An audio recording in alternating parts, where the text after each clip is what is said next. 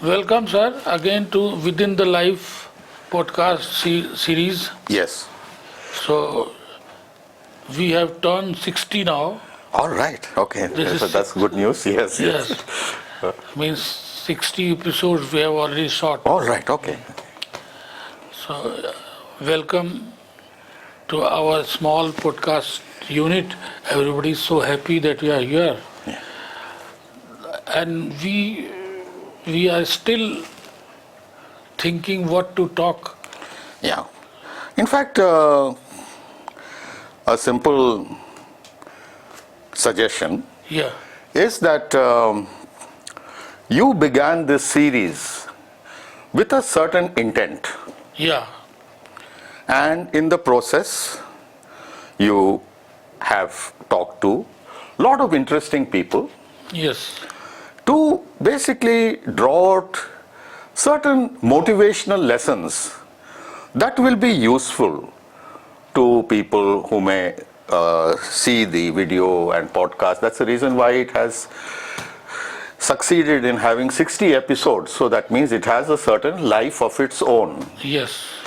No, people are liking. Yes. Now I'm sure people will like it even more if for some reason you decide to say that instead of you being the interviewer, you are the interviewee.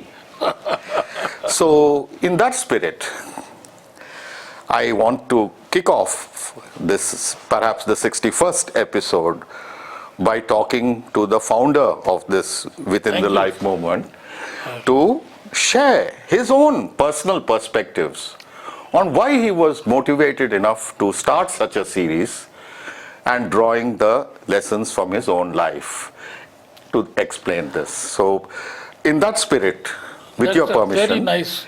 I and a very would good like to urge you, in some sense, like you would have submitted 60 other people to searching queries, turn the light within and sense that why, in a sense, why did you feel motivated Yeah. to start such a series, and perhaps drawing from your own life, how this thing animates the entire Yeah. sort of. Thank you, sir. This is a grand opportunity for me.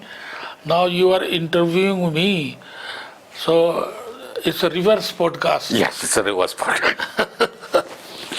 But it is an idea, a novel idea, and I'm thankful to you that you find this an interesting episode, and you are creating this episode for us.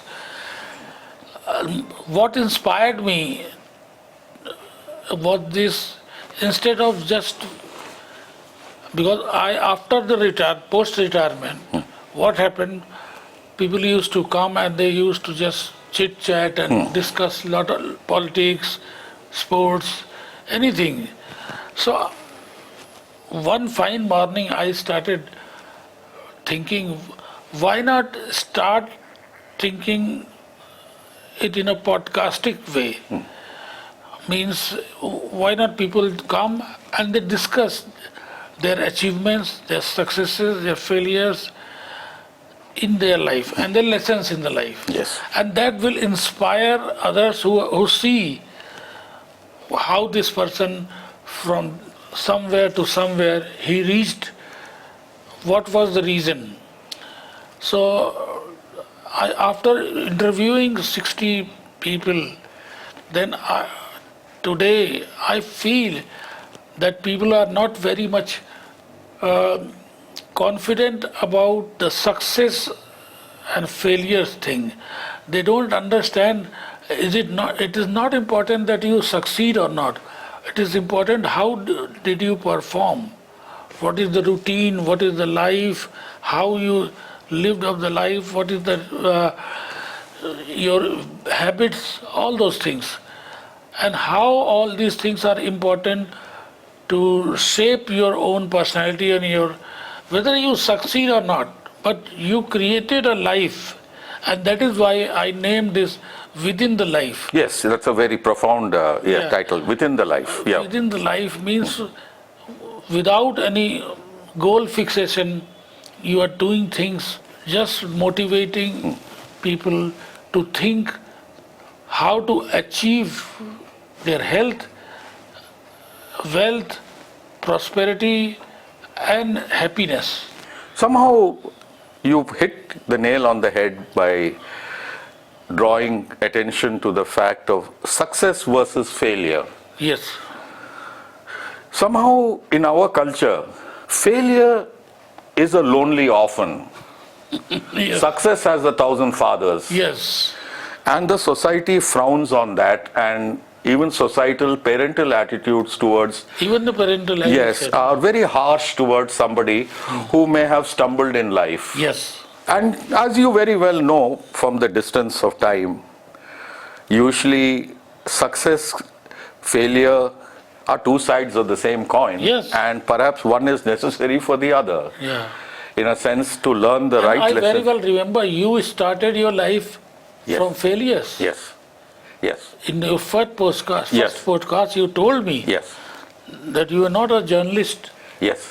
You Yes, I came to it accidentally. Yes, yes. yes, Like that, if you look back on your own experience, on this starting point, how would you distill your experience to the audience of your podcast? Or what is your own experience vis-a-vis the success-failure issue? yeah. I think that for me, success is how you tackle your life. That is your success. If you are happy in tackling and not hurting anybody else by doing whatever you can do, but you should not hurt or you should not really compromise things with others, because I will my success my success model was as your father did. He was a transport commissioner in Uttar Pradesh. Uttar Pradesh, yes. So he had an idea that I should be a civil servant. Yes. And from that day, I had decided latently that I will never be a civil servant. I will never be. Yes. As a protest, silent protest. Because I saw him through 33 years in his service. Yes. He was always struggling for the service. The boss is saying this, the government is saying this. All those things were happening. I said, why this person is again asking me to become a civil servant? But I never, vociferously, I never told. You couldn't vociferously oppose him, Oppose him. but silently you decided, And yeah. ultimately, what happened? That is why I resigned. Now at this stage, I took voluntary retirement because I was not satisfied with this system. Yes. So I voluntarily retired. I quit the job, but I was serving 3-4 ministers in government of Yes, India. yes. I was their advisor and their private secretary and all those things. But I never was happy Yeah. from within. So within my own life, Yeah. I was struggling. And I wanted to do something better, More meaningful. more motivated. And that is when I resigned, then I went to my village and I contested on an election, Gram Pradhan. Right. So unopposed, I became my Gram Pradhan in my village. All right. I challenge everybody. See, if in this village, if I am the most educated person and I'm the most capable person according to you guys, why don't you elect me? And no elections, nothing. You just Yes. say that Yeah, I'm your. unopposed. Yes. Unopposed. So I was very rare. It was very rare that government of India, UP government, they said, since nobody contested against you, and that was voluntarily, not because of any dadagiri or Bihari types. No, they out of love and respect they said no, unopposed, and they gifted me with a colored television to the whole village. Yes. That was the rule, Yes. because I saved the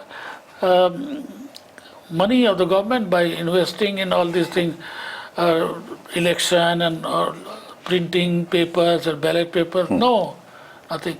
So I was the most popular and unopposed Gram Pradhan. Right. So there, the meaning of my life started there.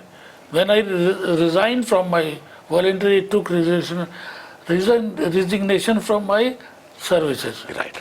Then I enjoyed 5 years. I was bliss. You were completely a self-satisfied person as a Gram Pradhan. Yes. But what happened? When I was in this job, everybody was happy. They used to say, oh, he's important and all those things. But now they said, what, you are an idiotic person. You resign and you are doing this dirty work, going to the village. What about the kids? Because the kids were young. So they said, who will educate them? Because now you have left. Yes. So, yes, that is a guilt which I have still today. I think that now, if I was, because my batchmates and everybody, they actually retired after 5 After 6 serving, yes. 5 full service, and their kids are settled, they are doing some job, something, they are settled.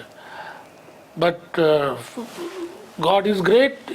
God gave it my... In fact, a straight way one can distill from this course of events in your life which gave you a lot of meaning is societal and parental expectations, which are sometimes very difficult for a youngster to resist and follow their own path. So from the the viewer of this channel will discover that you held your own silently, without overtly rebelling and walking out of the house in a huff and things like that. No. You silently did it. Yes. And when the time was appropriate, you quit it to do something meaningful as a Gram Pradhan. Yes. And as you said, that gave you tremendous satisfaction and you got a sense of meaning. Yes. Even though vis-a-vis your colleagues, vis-a-vis your other people who may have naturally retired and their children have And secretaries. secretary level position, you struck your own path. Yes. Which gave you a tremendous sense of values and meaning, that this is what was closer to what you really wanted to do. Yes, 100%. So that way, in that is a powerful lesson to people who face societal resistance, parental thing, that they want you to do something. You should know what you want and go ahead and achieve that. Would be a valuable lesson in this regard, wouldn't it? Yes. And I will tell you, when I was posted in my as a Gram Pradhan, because I have to live in my village now. Yes. So my grandfather, he was a good katha vachak. So he used to do katha every day, evening. Yes. So it inspired me why people are coming to him. Yes. So I started a recital of Ramcharitmanas. Okay. Because he was... Yeah, you were inspired by saying that a lot of people are coming to him. Yeah, he's Katha Vacha. Yeah. So why can't they listen to me? So there is a small temple Yes. in my village. I used to daily do a part of Ramcharitmanas, and people used to come and they used to sing with me. So this was the ultimate bliss. That people are joining the And joining without any inhibition. Yeah. Inhibition. And they were so happy that his grandfather is doing the same. Now he is doing. He is also doing the same. But my father was not happy. He was never happy. He said, no, why? It was a complete violation of what he had in mind for you. Yes. Yeah. But though he had affection for you, yes, his expectations were different. Yeah. But this is the one turning point was this, that I started doing those religious things also. Yes. That is why you see a tilak and all those things on my forehead.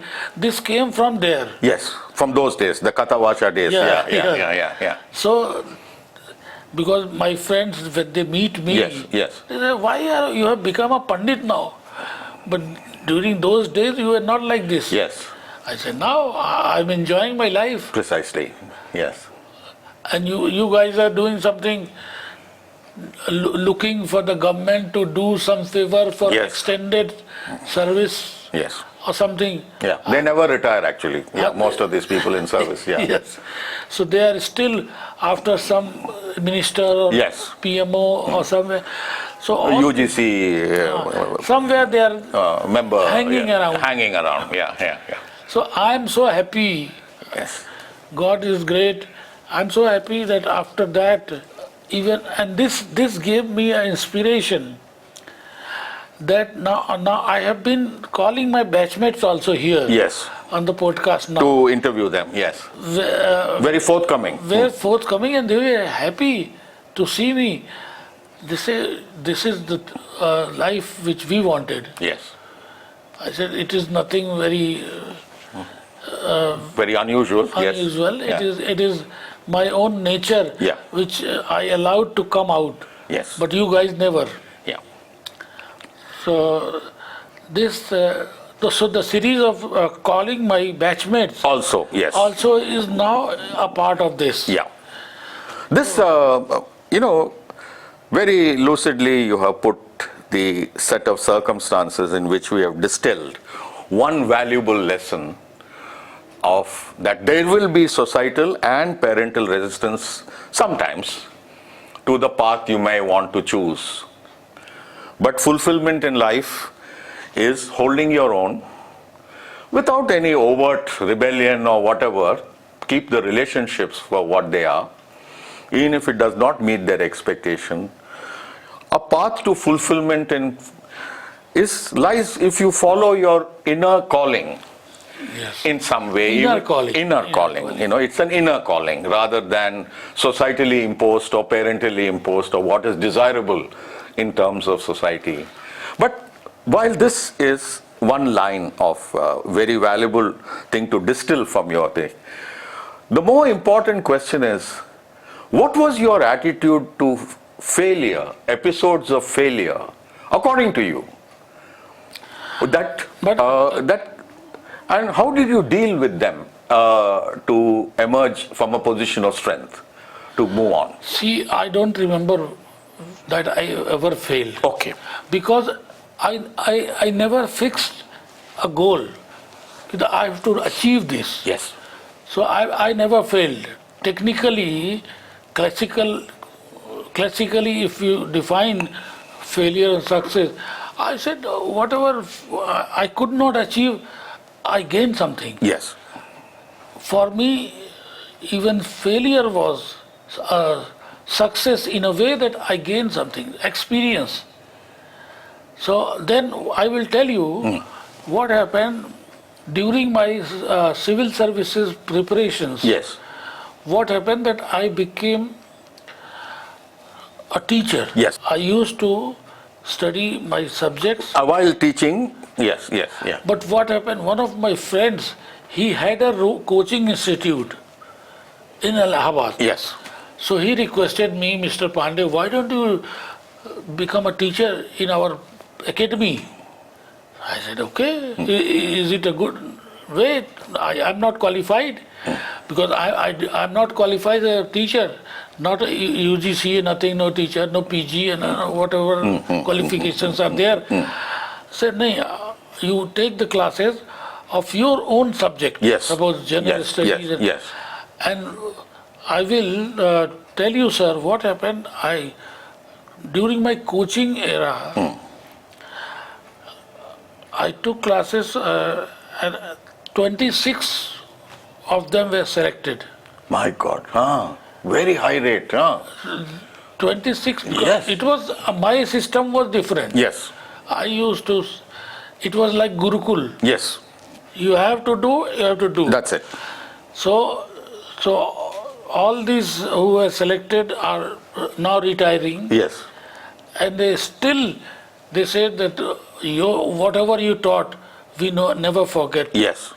So 26% were selected into civil services. Yes. through my coaching. Right. And I did not take any fees, nothing. Pro bono. Pro bono. And why I was teaching? Because I was preparing. For the civil service exam, yes. So for the next attempt, So I was so mad after teaching that what happened, there were classes of physics or chemistry. I'm a humanities person. Yes, yes. So I used to also, I started teaching physics, chemistry also, because it was a part of general studies. Yes, yes, yes. Some of the MSc and MSc scholars who used to come for coaching, they say, you are teaching like a professor in chemistry. How come, sir? I said, because I have love to learn. Yes. And to teach. And to impart that learning. Impart. So this was another detour in my life. Gram Pradhan one side, teacher. Teaching and yes, for people, coaching people for the civil services exam. Yes. While preparing yourself. Yeah. Here my father's role is important. Yes. I'm telling you. Yeah. He instilled me that you have to be healthy and you have to, because he was a marathon runner. In his time, okay. In his time. Yeah. So he said, strike the iron. While it's hot. While it's hot. No. He said, then he said, repeated. Strike the iron. He said, just remember, you should strike the iron till it becomes hot. All right. He modified the aphorism. Yes. He said, and marathon has started. 26 miles race. Yes. He said, never said that. Who is foolish enough to wait for iron being hot? You strike until it becomes hot. So that gave me. So he made me a javelin thrower, top javelin thrower in UP. All right. Just because of him. Yeah, just because of the influence of the father. Right. Yeah. So that. Who was a marathoner himself. Yeah.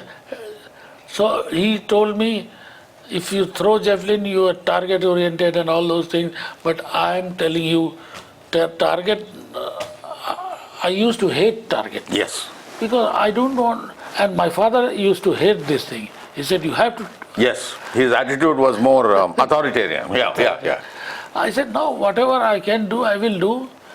And in very, very pleasuresome way, in happy way, because he was always tensed. He was a very perfectionist. Yes.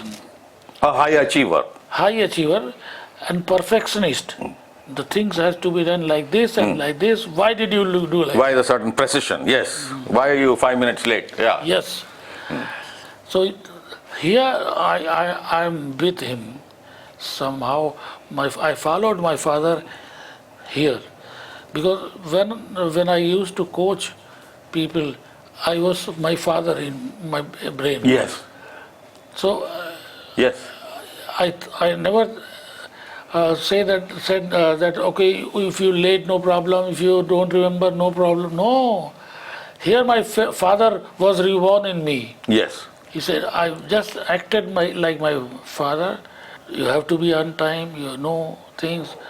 Yeah. If you will become IS tomorrow, but today you are a student. Yes. You have to be disciplined. Yes. Very fascinatingly, though you violated in some fundamental way, perhaps his expectations of you from a professional standpoint, but from a purely personal and spiritual thing, there was much that you imbibed from him. Yes, sir. Yes, sir. And I never wanted to accept that in front of him. No, you never admitted it, but you saw the merit of what he was saying in many of these things. Yes. And the fact that you became a javelin thrower, rather than, you could have mimicked him by becoming a marathon runner, which would have pleased him even more. But the thing is, at least you got into a certain sporting discipline, though you didn't like targets and type of this thing, but the activity for its own sake gave you some amount of pleasure. This itself is an interesting thing. Sir, these qualities which I imbibed from my father, when I tried to instill them in my that rebellion which I was not able to do there, they are now rebellious. They said, Similarly, that's the thing, it logically progresses that from that situation where you ultimately found a more fulfilling path in your life, despite perhaps societal and parental resistance to a certain course of action. They wanted something which you did not want. When you have become a parent yourself, the circle of life is complete.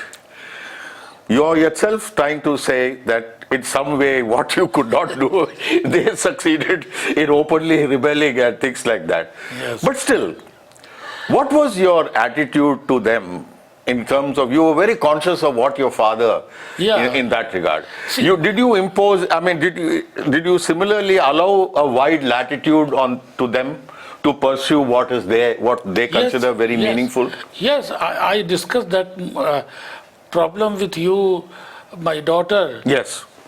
Because we come from a very traditional family, yes. And she was opting out for a love marriage in other caste. Yes. I discussed that issue with you, and so I gave them total freedom. And in fact, I think you were quite taken in by a very pointed thing when I told you. Yes. Is she happy? Yes. What else are you looking forward to except her happiness for you to consent or whatever? But she was so yes, absolutely. Yes, when yes. I accepted this. Yes. And I'm thankful to you. It was because of you that I could accept that. And I was so happy to hear that she is happy in her choice. Yes. And even though formally it may not have immediately passed acceptance, but in a very liberal spirit, you extended a certain thing to her, a latitude to her. You are happy, I'm happy for you. That's it. Yeah, that is the only equation that matters. Yes.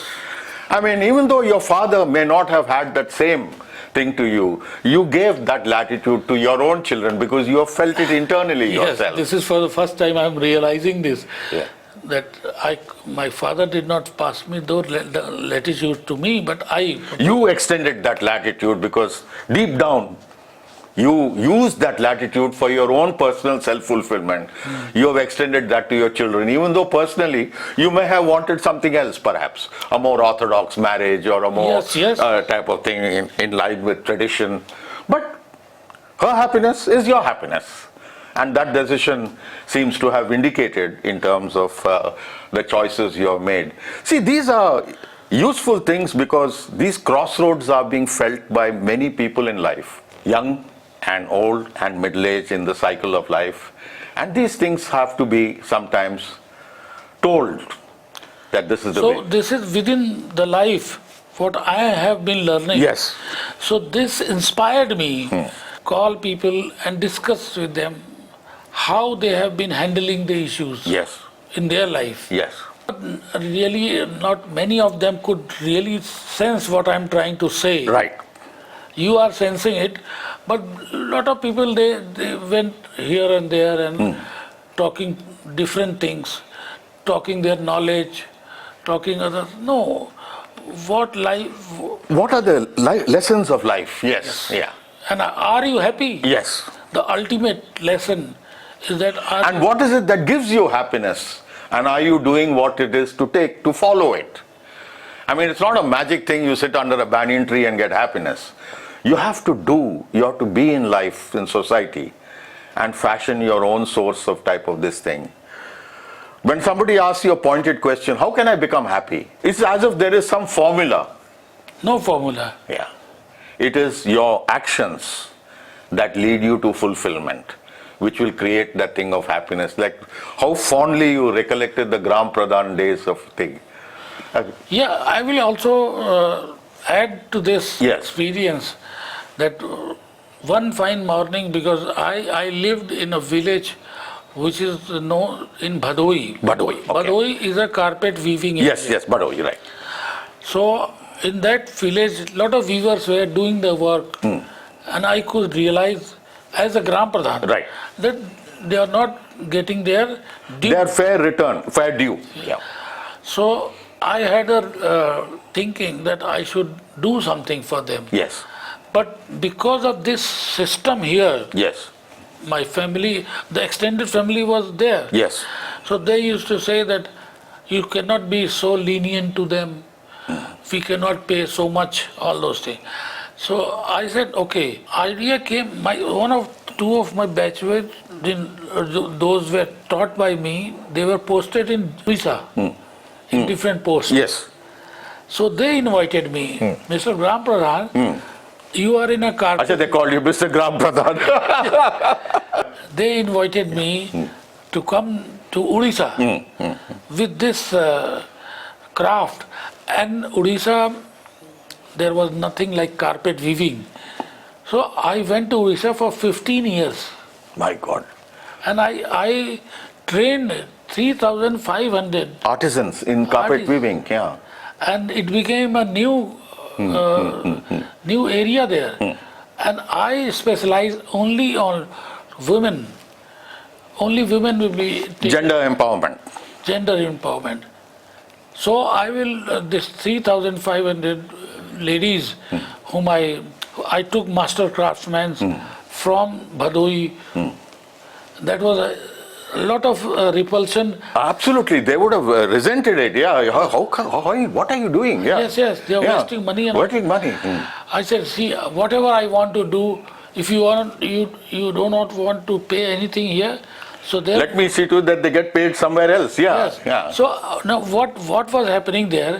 They were getting government used to give them stipends. Yes. And so they even on the stipend basis they started learning there. Then I monetized it. Yes.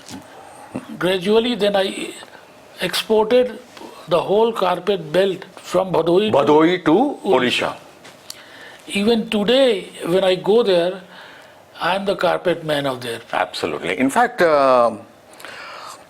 you virtually carpet bombed Odisha, you know. So, no. I mean, that's a very militaristic term in today's times. But I'm trying to say, when somebody says, what is the path to contentment and happiness? And as we discussed, there is no magic formula. So, no, if I suggest this is my formula to be happy. No. I think the way you should put it is, make a difference in the lives of people. Yes. In whatever way, if you make somebody's life better, a community's life better, incrementally better, the satisfaction from that, of making a difference, Yes. is a very profound. And I will tell you, the government used to give a stipend to all these ladies. Yes, of the ladies, yes. So what happened? I will tell you a small incident. These were 3,500 ladies and there were 35 centers. Yes. I used to take a bike and run to all those centers and to see how much weaving has been done and all these things. So this stipend which they used to get, lot of pilferages were happening. Happening, right. What happened? I tried to find it out. What happened? These ladies told me, sir, you pay money, but our husbands, they pull the money from. Take it from us, yes. Take it from us. Because they want, they have other use for it. They are the They're drinking away. drinking. So I initiated this idea of buying jewelries. Okay. So which they can hypothecate, if they need money, I said, if you need money, you can hypothecate. You can hypothecate it, yeah. And you are a girl or you are a lady, your father, he will not snatch away this. Right. He'll think this is your entitlement, right. So this system was so important and so appealing to all those ladies that they started buying and they used to Wear it also, yes. And nobody dared to To snatch it away from them and go to a liquor shop and, because this stipend converted into a gold jewelry or a silver jewelry. Yes. Into assets. Assets. Yeah. Which liquefiable assets which can serve them in times of need. Yes. Yeah. So that was all giving me pleasure. Believe me, this is a very, very internal feeling of satisfaction. Yes. Of making a difference. And all my brothers who were here, extended family, in extended family, they used to fight with me. Why are you wasting your time? Yeah. In Orissa, do you want to fight contest elections or there? I said no. And you know, 5 of the master craftsmen there, Yes. they became Gram Pradhan there. Themselves there to make continue the tradition. So they are also Mr. Gram Pradhans to your Odisha Odisha. friends. Yeah. And they speak fluent Odia. Odia. Whenever I go, because once in a blue moon I go to Puri Yes. for darshan of Jagannath. Right. So, and they meet me on the way. Yes. I call them and they come with all this garland and everything. I'm so happy. I did not give them anything, just training. But yet you gave them a life which they were not getting in Badohi, and they found roots in Odisha and prospered. Prospered in a sense, took root and developed, and grew. And some became Gram But Pradhan. some of them became Gram Pradhan. MCMs. Yes, MC. MCM became Ram Pradhan and they married And they married local women. local women whom they used to train. Artisan they used to train, they married them. This is what happened, and I could never visualize.